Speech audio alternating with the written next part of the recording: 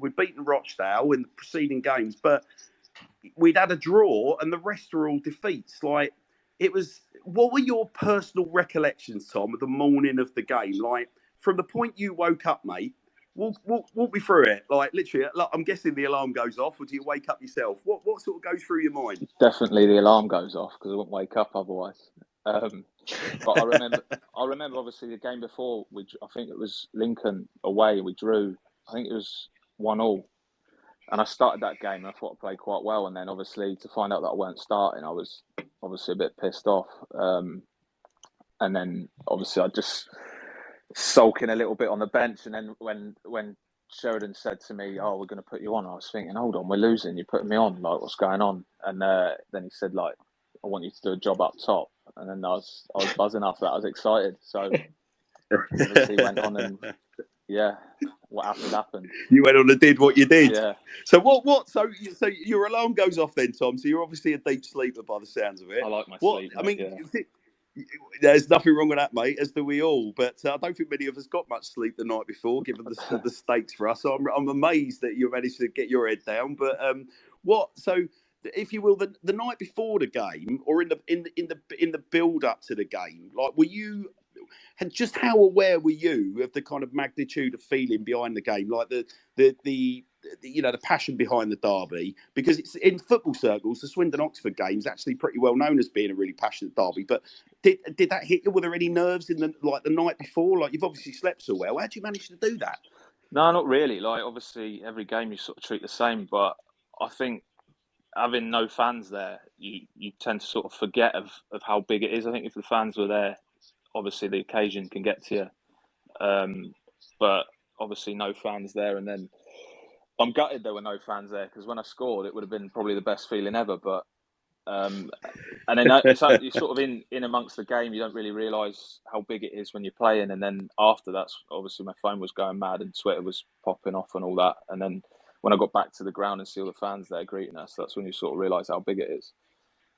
It really started hitting you. Yeah. So, okay, so your alarm, you've had your deep sleep. Like, the magnitude of the going into the derby hadn't really kind of registered. So no, you just it must do your have normal felt thing. like a fairly you just do your normal thing, like your pre-match, get ready for the game as any other game. So you didn't really realise. What were you getting down your neck, Tom? So you wake up first thing in the morning, literally. Like, are you a big eater before a game? Like, do you tend to sort of go fairly light? Like, what do you do? What is your routine before a game? So if it were a game on a Saturday, I'd only just have pre-match your standard, like, eggs and beans on toast and all that. That's basically what I had. Yep. What I had at about 4:30 before the game on the Tuesday night. So I tend to eat the same thing. Yeah. The same old thing. So Tyler, I will guarantee that's slightly different to what Tyler's routine was before the game. Yeah, definitely like was. 10 pints. 100%. I'd have been lucky to have got through 10 before it. Jesus. Got through 10. I think for me, from my perspective, Tom, like my I can honestly tell you, like, as a fan going into that game, I didn't sleep the night before. Like, I was so. It's a kind of blend of nervous excitement and this sort of weird sick feeling that potentially, given our recent record, you're going to just end up sitting there for another 4 months, just feeling like really deflated, let down. You've lost the bragging rights. So you're getting up, and I remember waking up really early in the morning and sort of, I don't know whether you were like a big follower of the FA Cup final as a kid, but there's that routine of the day of the FA Cup final. It's a real event. You start following it online really early. You sort of and then you sort of drift onto the TV, start watching all the build up.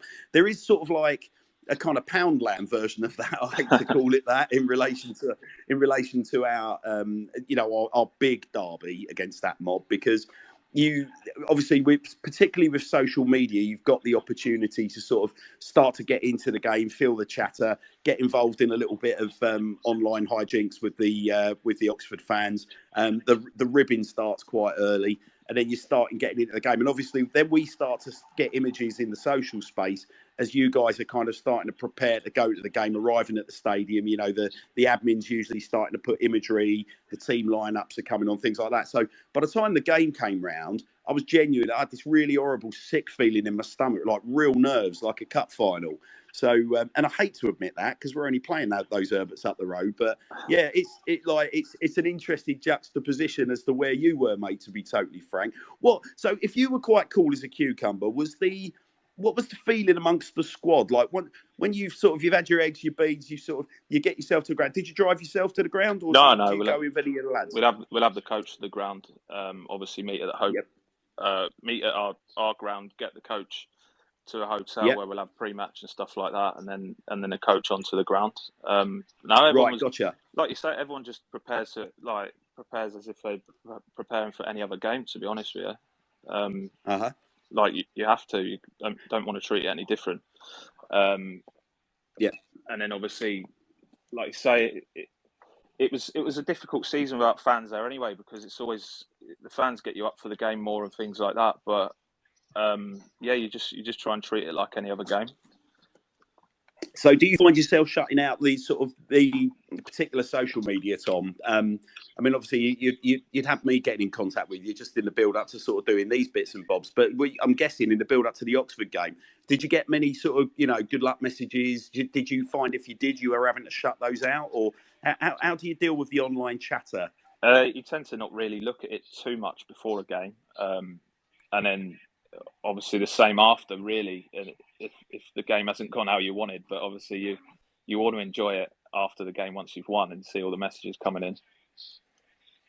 Yeah, so a bit like don't pick up the newspapers. You'll just avoid logging on. Yeah. You'll avoid sort of interacting with the supporters from a social perspective. Okay, that makes a lot of sense. Yeah. Was the gaffer at the time kind of very, very strict in relation to that? Like, was there a dictate from the club that you don't go online and engage with any of that? No, I think it's just amongst yourselves. Like, people deal with it differently. Some people might see negative messages from people and think like it might affect their performance or something like that. But everyone deals with it differently. The gaffer didn't really say anything. He didn't really.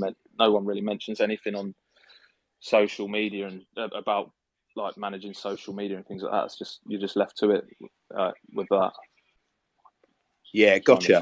So you said no, that's all right, mate. Don't worry. I can't. There's no worries with the it lads whatsoever, in the WhatsApp mate. Group probably battering me. They're giving you dogs, are they? Yeah. So you said you stayed. Were you staying up at the hotel? You said. So did you stay in Oxford, or were you sort of staying in the locality? No. Obviously, we'd meet at the county ground and then travel up on the day. Obviously, because it's not far away. So we wouldn't stay in Oxford. No. Right. No, I don't blame you. I don't think anyone would want to stay in that godforsaken place, but that's a different conversation altogether. What's the so you make your way. So the coach is there now. So you're making your way onto the coach. Who you perched next to on the coach? Do you remember? No, I don't. I like to sit at the back and put my headphones in and chill out. Really. Just trying to think who was there. I think I was sat next to Tyler Smith. Enough, yeah. And then by the time you get yourself into the coach, Tom, are you all kind of like, is it sort of game heads on, or is the banter flying about? And what was the sort of atmosphere like on the coach? Obviously you got your cans on, so it may have just bypassed you, but was it hijinks? Like, were you all in good spirits? Yeah. As I say, the form weren't that terrible going into the game, but what was the atmosphere like on the coach heading up there? Yeah, just like you say, banter's flying about like normal. Some people will be chilling out, like watching things on their iPads or listening to music. Some will be playing cards and having a bit of banter. Just normal, like you say, every other game. And then once you get closer to the stadium and things like that, people start getting their heads on it a bit more. Yeah, gotcha. Was there any? I mean, on your journey into the stadium, did appreciate obviously the nation was under lockdown and the police did have an eye out for people that were sort of taking liberties. But was it a fairly eventful sort of journey in, or was it pretty straightforward? Did you have any like sort of issues with their supporters and people hanging off of like bridges over the motorways trying to get into your heads? How did that unfold? No, it was quite boring, really. It was pretty straightforward. You're straight in. There was no one about. I think there were a few people climbing some tree in the car park, You know, the one behind right. where there's no stand, so they can see in. Sorry, Tom. Can you repeat the last? Can you repeat the last bit? What the no stand? Was that? Bit, yeah. Do you say that where there's no stand? Yeah. Tyler, did you just hear right? Like, there's Yeah, a ground with only 3 stands. I don't think Carl Robinson would have said what he said to Will to Tom. That's for sure. I remember that as well. You know. Oh right. Well, we'll come. Yeah, we'll come on to that. Will shit his pants. Tom. I remember being in the change room and he come in like looking like he'd seen a ghost, and we're like, "What's up with you, mate?" And he was like, he's been saying stuff to me and all that. So, chill out, mate. Don't let him get in your head rent free, Will Fowler. Don't let him get into your head rent free. So obviously we had the show last night, Tom. I don't know if you had a chance to tune in, but we had both Will and Ben Hook on, and the boys were sort of telling us their various war stories, and the Carl Robinson, Will Fowler story is the kind of thing that will go down in Swindon Town folklore, I think. Yeah. But I'm delighted. I'm delighted that you recognise that there is one of those 2 teams that are playing on the day has 4 stands in their ground, and one of them has 3. And that you can actually view a tree from inside the ground, where that's it. But so moving on then, obviously, so we've got ourselves into the ground, as you say. There was some banter already. I mean, look, we're joking about the Will and Cole Robinson running, but was there, by the time you get inside the ground, what's the tension like between the 2 teams? Because obviously it's a derby. There are no supporters in there. But is there a sort of an enhanced rivalry? Do you feel that when you start sort of seeing their players moving about? Is it people giving you funny side eyes left and right? Does it feel more tense? Yeah, it does. To be fair, like there's players there that that you'd normally sort of say hello to and speak to, and you just didn't really do that, because I think Tommy Wright didn't like all of that. Do you know what I mean? If you'd have gone and seen one of your mates who played for the other team or something like that, he'd be like, "Don't fucking speak to them," and all that. So you just sort of like get yourself to yourself and amongst your team and that, and then I didn't even speak to any of them after either, to be honest. Like, obviously they were fuming, weren't they? How the game ended. So yes, yeah. So no, you didn't really speak to them or even look at them, to be honest. Yeah.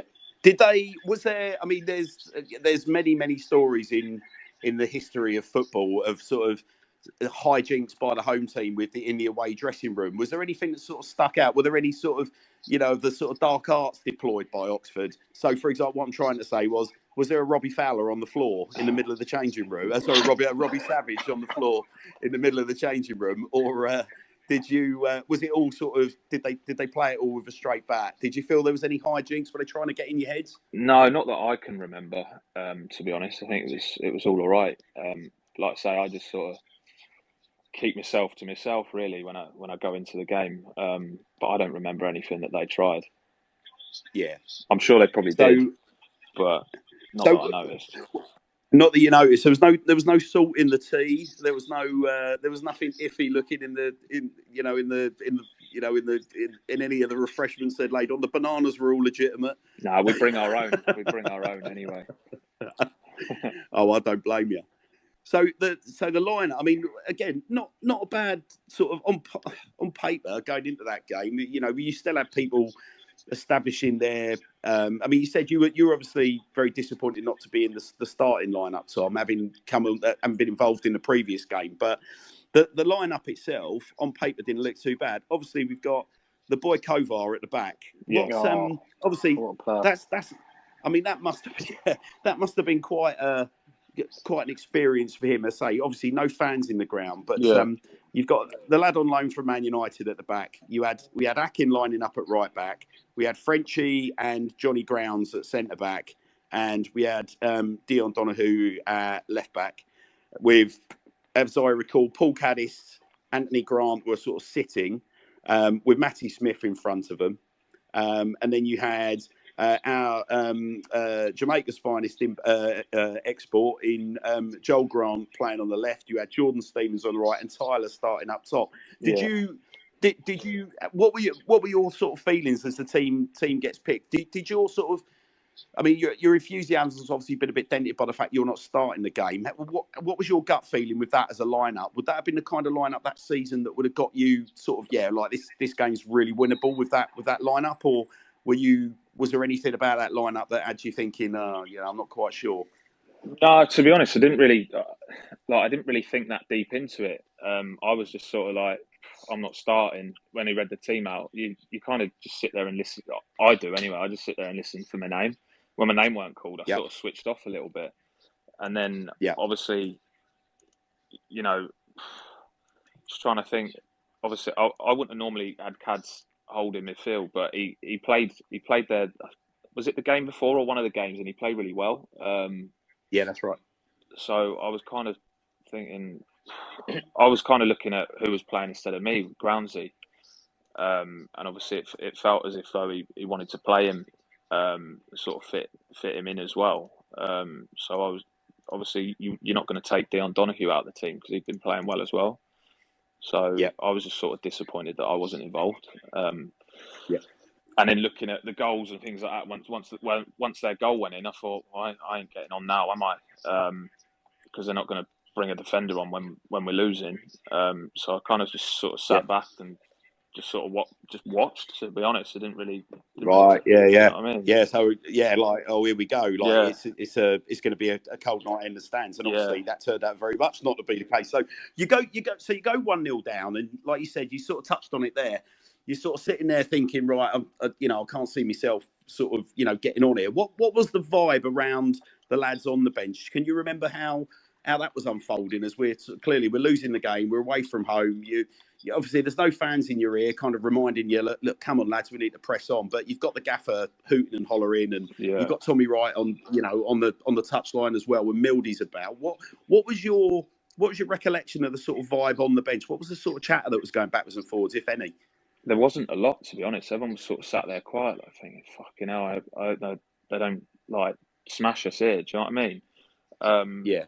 So there wasn't like the lads weren't really saying a lot obviously because there's no fans in that. The gaffer can hear what all the boys are saying or doing. So it was just sort of, go and get warm and hope that you come on.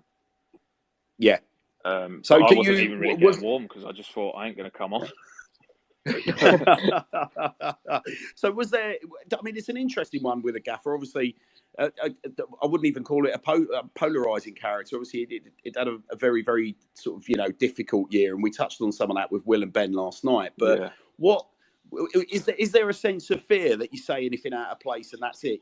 You're burnt with a manager. There's no chance of getting on, and that's what's behind you being quiet. Or is there anything else sort of going on that keeps you sort of quiet? Are you focused, or what's going through your heads as a bunch of professionals? Not really any fear from him. Like, he was. You could speak to him. He was approachable, but it was kind of. You almost found it interesting to sit there and listen to what he was shouting because I'm sure you'd have heard him a bit hammering players and things like that. Portsmouth. Portsmouth. That one sticks out with me. Because I got one of my mates plays for Portsmouth. He was on the Portsmouth bench at the time. And he was looking over at me, laughing, thinking, like, "What's he going on about?" It was quite interesting. Some of the things he said, almost like comical, like you say. So now you just sort of kept your head down, and if you get on, you get on, and you get a chance to change the game and try and do your best. I mean, it's interesting, Tom. I mean, it's probably worth spending a bit of time sort of talking about that because it caused quite a rumpus when we talk about the Portsmouth game. But I think there was a perception building that that John Sheridan was a little bit of a man out of time. Like a very old-fashioned manager in a very sort of fast-changing modern game. And you kind of, when fans are in the stand or in the ground, obviously it drowns a lot of that out. So we don't really get to kind of solidify that opinion. But I mean, some of the stuff that was quite clearly being heard on iFollow, being shouted by a manager at various games, and then being relayed and replayed on social media almost immediately. It made it even harder, I think, for Swindon Town fans to have any sympathy for him from a footballing perspective.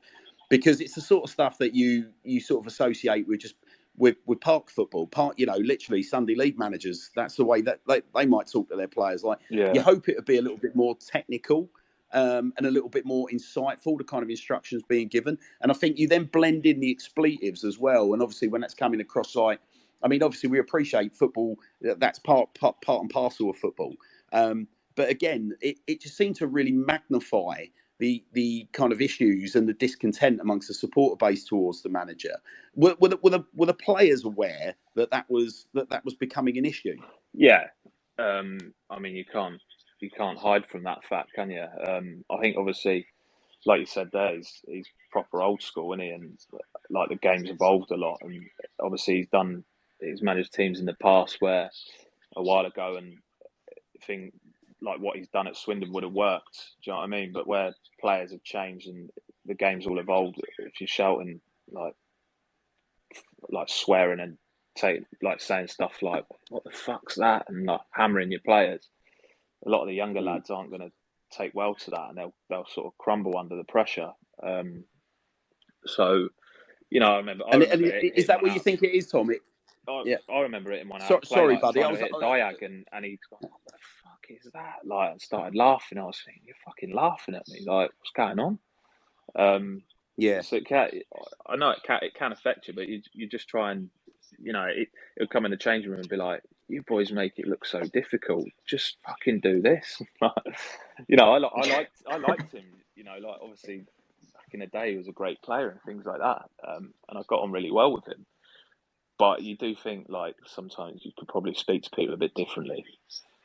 But yeah, that's how we work. And I think there was that immortal quote, one's the captain, one's 6'5". Tommy Wright reeled out, and obviously clearly, Tom. I think we knew who he was talking about with the latter. But I mean, at that stage, obviously, that's much further down the line. Can't be me. I'm 6'3", so. But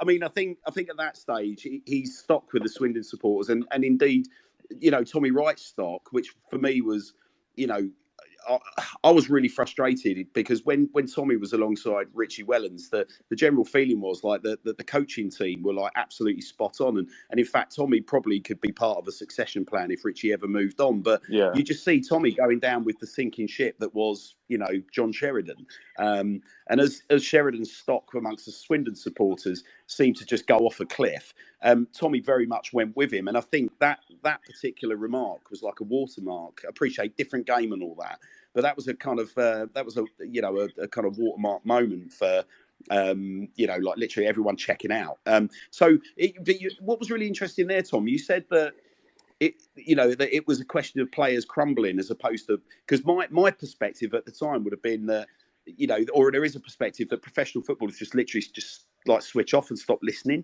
But you actually felt that was like a problem for like in terms of eroding confidence. Did I hear you right? Yeah, well, I think once you think you're losing games, you've got your manager hammering you on the side and things like that. Things aren't going right. I'm not saying players crumble, but it definitely would take apart. Do you know what I mean? Yeah. So, all right. So look, moving on, because we want to keep this positive, and not many people have got many positive things to say about our erstwhile former gaffer. You're on the bench, and you touched on it earlier that obviously you told Tom, right, you're going on. 61st minute, still quite a lot to play for. We're still losing. What's like? Talk me through it, Tom, because watching it online and watching the reaction of some of the lads as you entered the pitch, there was one moment that was actually quite funny, where it was like, "Hang on, mate, you're going to the wrong end," when you clearly weren't. What? Talk me through. Talk me through the substitution. I think the players thought the same as well. I remember running up there, and Tyler was like, "What are you doing?" I was like, "I'm up top with you," and he just sort of fist pumped me. He goes, "Let's go then." So I remember before I went on, Mildy was like, "Right, you're going up top." I was like, "Well, I've never played up top, mate. I played up top when I was a kid." He was like, "Just when the ball's on, like at the left side centre half, as in our left side centre half, peel off for a diag, and vice versa the other side, and just be a nuisance, win headers, win flick-ons." And I was like, "All right," and that's basically all I went out to do. But then I remember trying to come and get the ball feet, and I think I had a bad touch or something. And I think the gaffer shouted to one of the lads, "No, you're fucking players. You don't want it there." That's what I do. But no, it was funny. I just enjoyed it. Do you know what I mean? When you're coming on for a game at centre half, you know, you've got to play your way into the game. You know, the pressure's a bit more on because you make one little mistake or lose the ball, like they can score. But when you go on up top, you lose the ball, you've got, you know, the rest of your team behind you to, you know, back you up. So you can go on and there's sort of no pressure. And there was no pressure on me there because people wouldn't expect me to come on and score. So I just got to go on and you know, do my best and run around and be a nuisance, like what they asked me to be. So I enjoyed it. And then obviously, like you say, what happened. I'm starting the next game up front against Crewe. I just thought it was mad. felt like the main man. I felt like I was so high on confidence then, and then got injured again in the Crewe game, and it's just like sort of out again for another few weeks, and it just sort of wears off. Do you know what I mean? Yeah.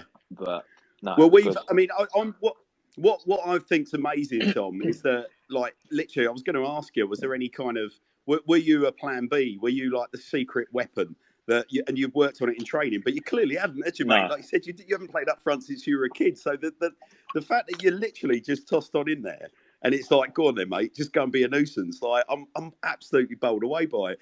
Tom, I don't know if you've noticed, but we've got someone else who wants to say hello to you. I don't know when was the last time you spoke to our Jonah, but how are you, Jonah? Oh, fucking hell. Oh, he's turned his mic off. Don't bottle it, Jonah. Come on. Are you going to say hello? Come on. All right. I think he's gone shy on you, Tom. He's never shy. I tell you what, we'll leave his mic on. And if he decides he just wants to shamelessly interrupt, he absolutely can. Well, so, like, is all right, then, Tom. Still, yeah. I'm trying to see who's on. Oh yeah. He's still on it. I've turned his speaker on and everything. He's just. I don't know what he's uncharacteristically shy. The boy. He's never shy. So, no, he's not. So, all right. So, look, the substitution happened. So, you've basically got the best part of sort of 20 odd minutes of running around making a nuisance for yourself. What seemed to strike me was that you actually do it. Like you said about your first touch was a bit heavy, but it actually started quite quickly looking to me like, actually, do you know what? There might be something in this, you know? I mean, a real old school trick, you know, throw the big centre half on up front. It's the sort of thing I hadn't seen since the early 90s. But I was like, do you know what? Actually, this might end up being a bit of a masterclass. And lo and behold, 84 minutes on the clock, and it happens, right? So Did the sort of 20 minutes in between you coming on and that happening, you must have been having fun. Time flies when you're having fun. Did it go really quick? And what were your recollections of the goal? Yeah, it's mad you say 84 minutes because I almost felt like I come on and scored straight away. Like that's how quick it went. Yeah. So I thought, God, what an impact! And I looked up, it's 84 minutes. I was like, fucking hell! I think it's gone so quick. Trying to think, I noticed that they were dropping deeper because obviously we were hitting the long balls and I was getting joy winning the headers, and it showed on the second goal where their centre half didn't even bother coming to challenge me for that header when Tyler apparently got the touch on it. I still don't think he touched that, you know. But I'm with you on that. He didn't touch it. No, but obviously if he was Super Tom. Here he is. Oh, hello, look who's here. Tom. Super Tom. Super Tommy Broadbent. Super Tommy Broadbent. Who put the ball in the Oxford net? Who put the ball in the Oxford net? Who put the ball in the Oxford net? Super Tommy Broadbent. You Reds! How are you, mate? You're right. Yeah, you right, Broadie? Yeah, mate. I'll see you on Saturday. Coming to the game. You coming, yeah? Yeah. The Tom Broadbent derby, isn't it? Yeah, that's it, mate. I ain't got a game, so I'll come and watch that one. Love that. Big Razor sorted us some tickets. Love it. Anyway, sorry for messing that up. It's all right, mate. Jonah, it wouldn't have been the same without you doing that, Jonah. I'm over the moon.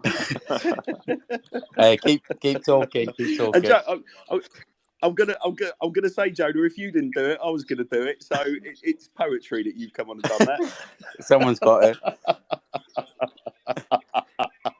Jonah, you're welcome to stay on as long as you like, mate. So we've just started talking to Tom about the fact that obviously the time lapse in Tom's mind, like between coming on and the goal being scored, literally was like gone in the click of a fingers. So then obviously it's at that stage, Tom, did you think, right, I've rescued the game, or did you have a feeling like we still got time? Was there this sort of feeling that you could get a winner here? Because they obviously their game plan had kind of gone to pot, and my perspective as a fan watching it was that they had gone super wobbly.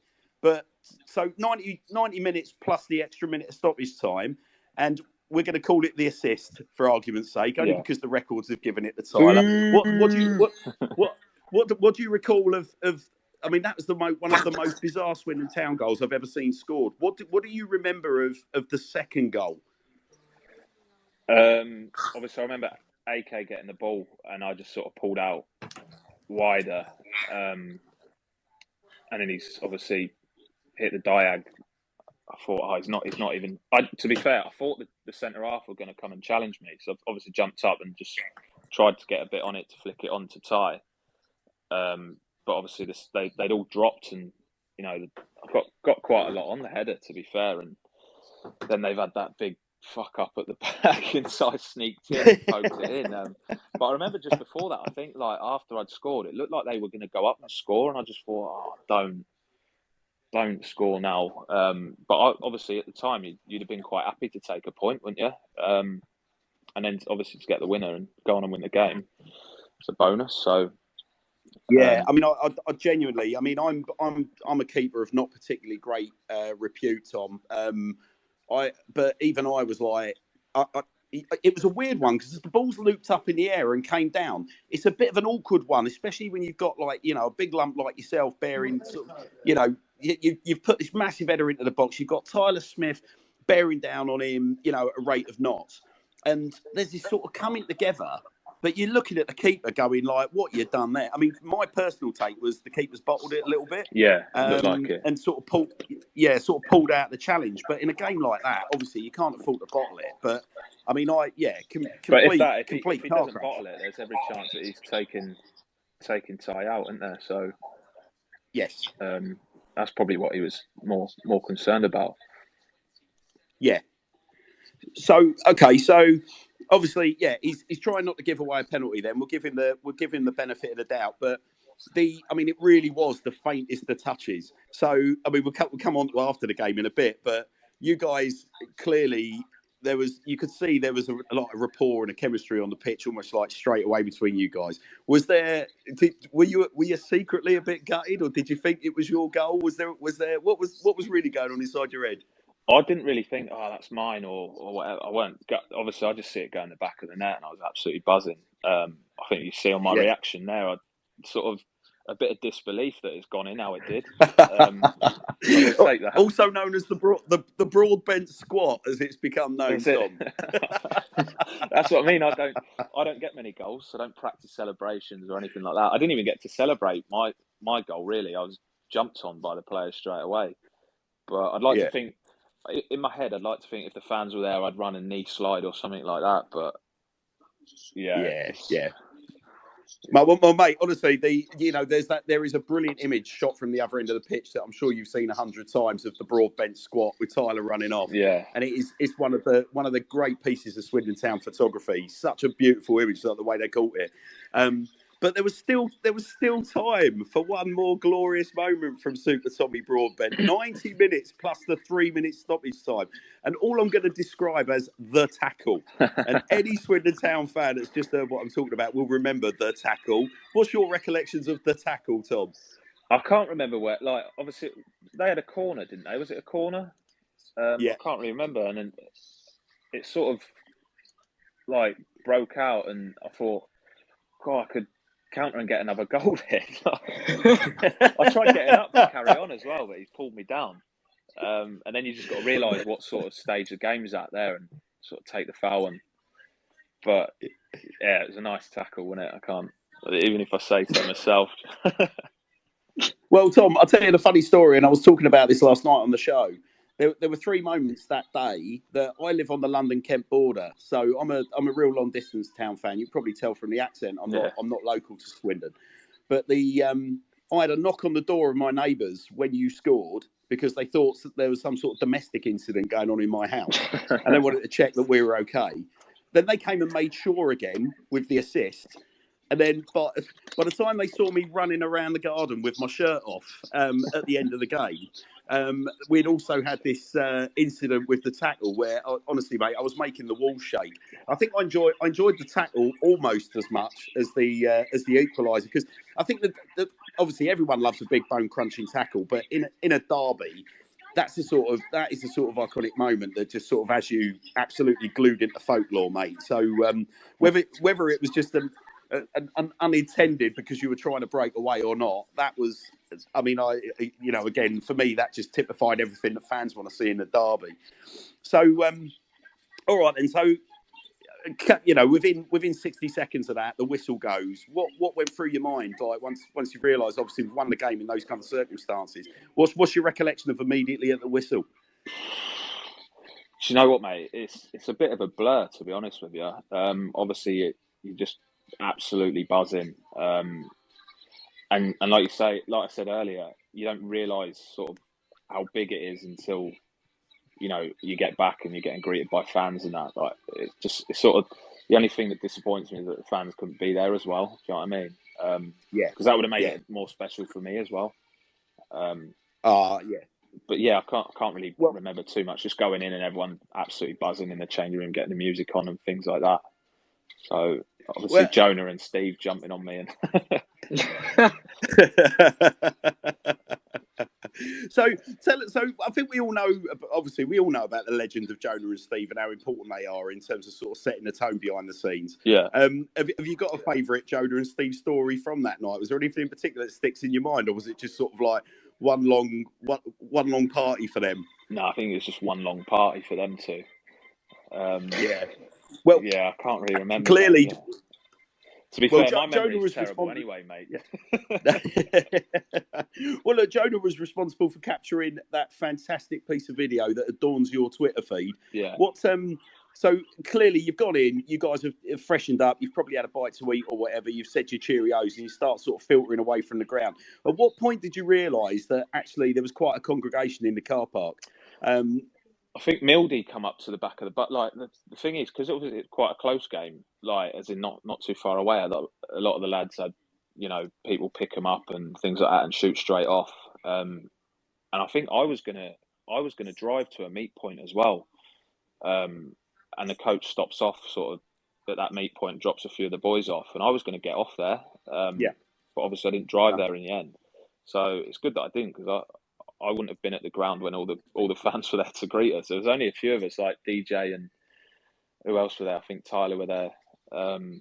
So I think Mildy come to the back of the bus and said, "Lads, like just to warn you, there's a couple of hundred fans there at the ground waiting for us." And that's when you sort of think, "Fucking hell, that's decent." Like that's when it sort of kicks in, like what you've done. Yeah, well, it was written all over your face, Tom, on that video, and it's funny because last night talking to Ben and Will, we were talking a lot about video creation and things that happen like off the cuff that end up just being like just essentially woven into the fabric of the club, like the folklore of the club.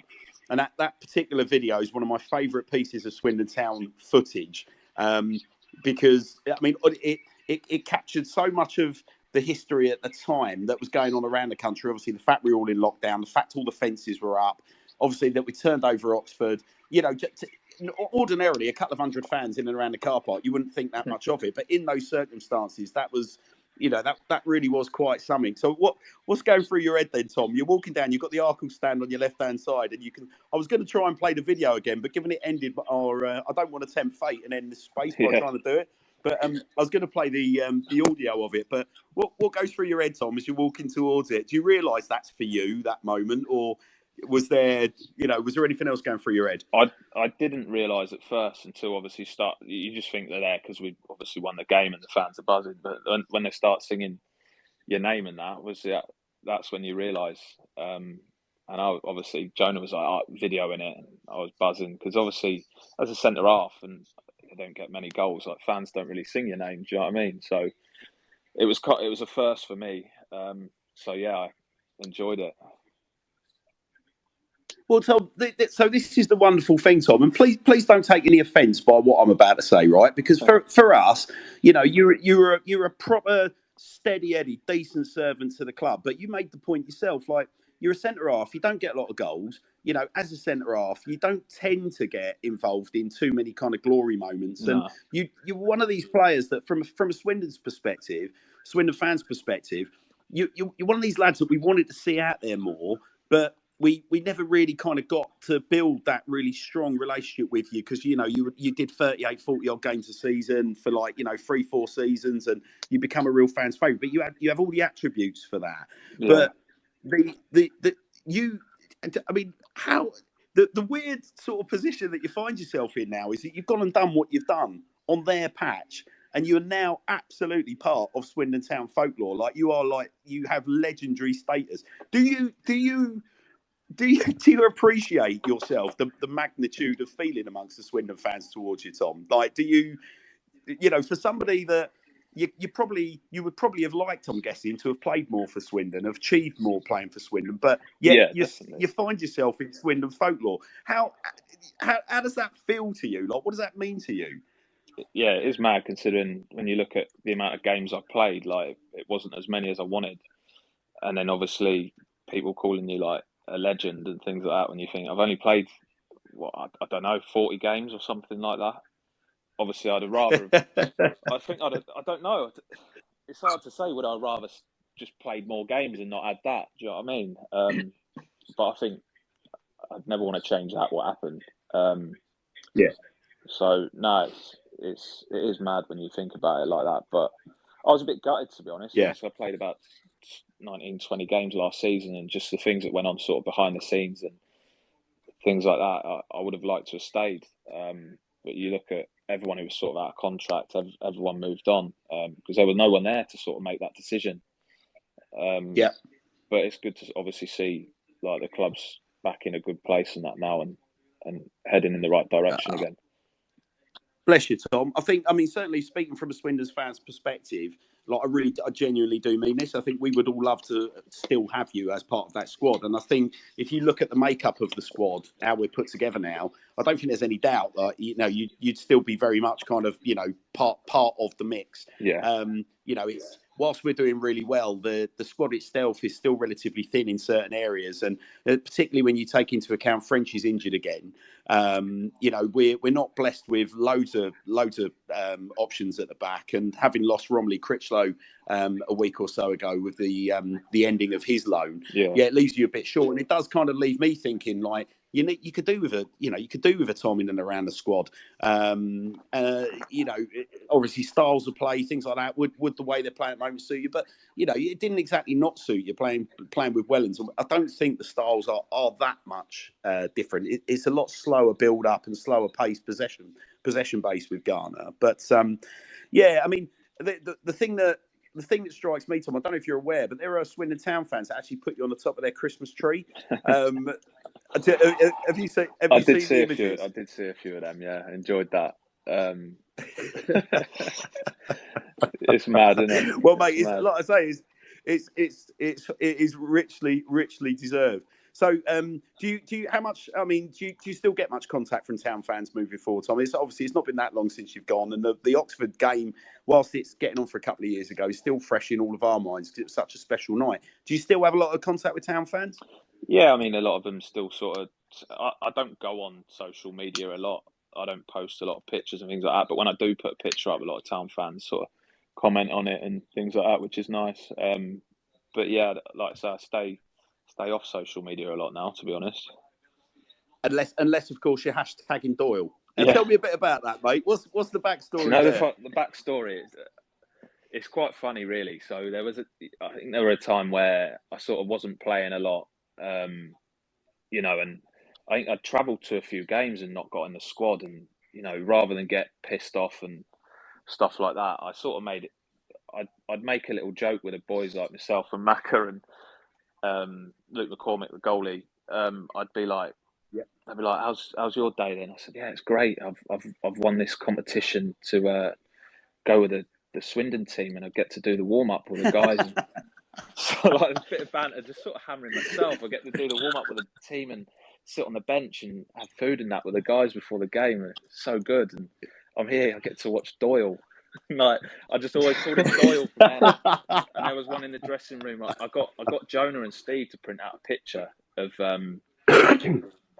me and Owen Doyle. And when you get the kids and that in before the game to come and get their like programs signed and that, I walked in all sheepish and like looking at Doyle, and I held this picture out. So, will you sign this for me, please, Doyle? And he just burst out into tears. I think we got the picture of us having it signed and stuff. So it just sort of carried on from there. Do you know what I mean? And it was kind of me sort of battering myself for not playing, but you know, the boys enjoyed it, and it sort of, you know, when you're not winning, or mind you, it started then, but I carried it on a little bit, and you know, it was just a bit of banter between us, and it, you know, I'd comment on Twitter and that, and then obviously it was funny when fans would do it, and they didn't really know why I was doing it, but now they do. Well, yeah, no, we all do. But listen, every time I see a story remotely connected with you, Tom, I will always put a hashtag Block Capitals Broadbent on there, that's just why for I'm shits and giggles. Broadbent now, isn't it? Because I used to always put Doyle. So Yes, exactly that.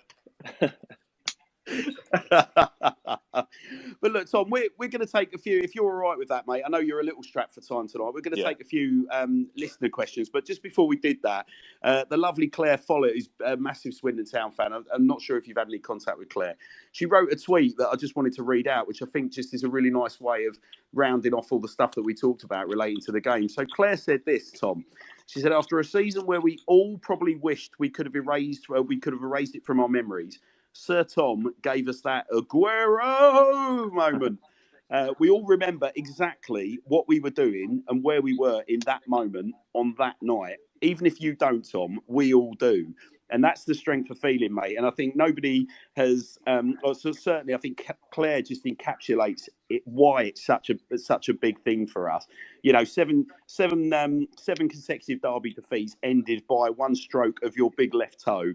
And as I say, Claire was nails clean. It perfectly. It wasn't so it was clean. Yes, it was. Yeah. So, if anyone listening in wants to ask Tom a question in relation to anything we haven't covered off, or you know, anything random, do send us a request in. I think Tyler, you've got a couple of things that you wanted to ask Tom, have you not? Yeah. Well, the first one is, who do you want to win on Saturday? Because I know you played for both, and just think you are on here with two Swindon fans, so do tread carefully. Swindon. Yes, you top man. I was at Swindon for longer, so no, don't go and do a Richie Wellens. Don't go and do a Richie Wellens on us, Tom, and just give it that, and then be on with the gas tomorrow on a podcast saying that you're picking up the gas. We won't stab it. We will find you, Tom, and we'll end. No, mind you, you're in the army, mate. You'll probably end me.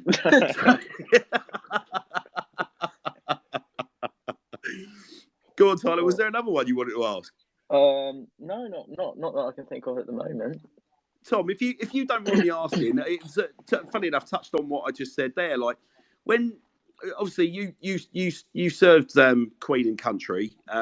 What you know, if you consider like the period that you were in service, if you put yourself right smack bang in the middle of that, would you have ever foreseen when you had the uniform on that one day something like Oxford would have happened, or that you would have even made it as a pro? Like, because it's a fascinating journey for you from the army into professional football. But how was your mindset when you were in sort of, you know, I'm guessing you were playing for the army side, and obviously you must have been pulling up some trees. But could you have ever envisaged when you were in the army that one day something like that would happen to you? No, never. I mean, I have this conversation quite a lot.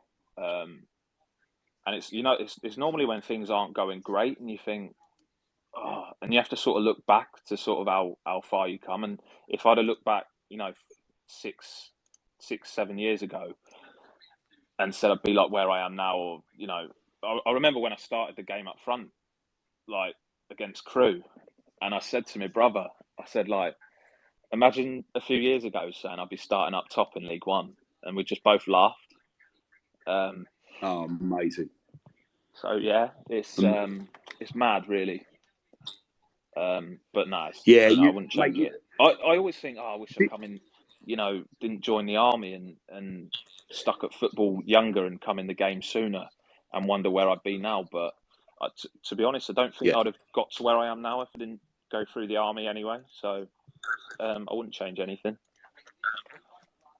Well, mate, I'm pleased you feel that way, mate, because like I said, we genuinely, we owe a debt of gratitude to you, because that was there's so many things going on in life that season for all of us that actually transcend football.